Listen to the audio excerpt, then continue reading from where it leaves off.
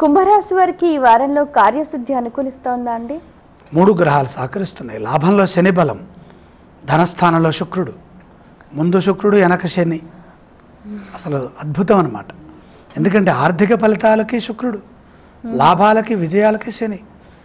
దానికి తోడు ఆత్మశక్తిని ప్రసాదించే సూర్యుడు కూడా మేషరాశిలో చక్కగా ఉన్నారు. బాగుందమ్మా. అర్ధలాభం, పుత్ర సౌఖ్యం, ఇష్టకార్య సిద్ధి 3 ఉన్నాయి. శ్రమకు తగిన ప్రతిఫలం, సంకల్పాలు నెరవేరుతాయి. మంచి ఆలోచన విధానం, కళ సాకారం అవుతుంది. కొందరి సహాయ సహకారాలతో మేలు జరుగుతుంది. ధనలాభం పెరుగుతుంది. ఖర్చు రెట్టింపు అవుతుంది. సుఖం దక్కుతుంది.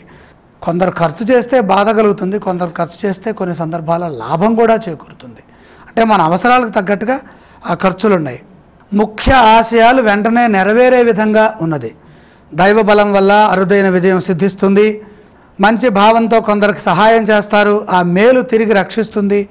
అది మిమ్మల్ని చక్కగా కాపాడుతుంది. అధికార పదవీ యోగాలు సూచితం. కుంభరాశి వారు పఠించవలసిన స్తోత్రాలు ఏవండి? ఇష్టదేవతా ధ్యానం సరిపోతుంది. ఆలయ సందర్శన క్రమంలో ఏ దేవీ దేవతలను దర్శిస్తే మంచిదంటారు? మనకు నచ్చిన దైవాన్ని మనం ధ్యానించడం ద్వారాగా ఈ గురు శుక్ర బలాలు పెరుగుతాయి. ఈ రాశి వారు చేయవలసిన దానాలు ఏవండి? అష్టమంలో గురుదోషం కనపడుతోంది. శనగలు